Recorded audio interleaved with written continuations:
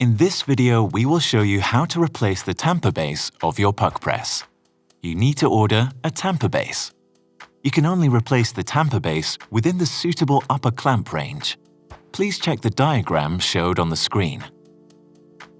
The tools you need during the following instruction are the Allen key that comes with the PUQ press, a brush, and a dry cloth.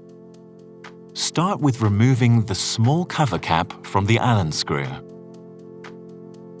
Press the Set button once. The tamper base will come down and CL will appear on the display. Loosen the tamper base Allen screw and remove it.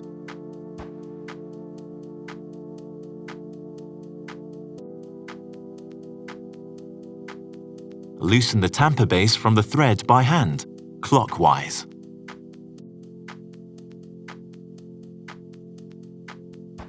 Clean the thread and cavity of the upper clamp with a brush or cloth. Fasten the new ordered tamper base by hand, counterclockwise.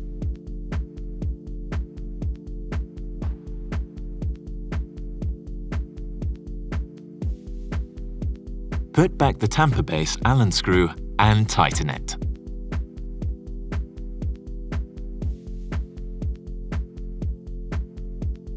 Press the Set button.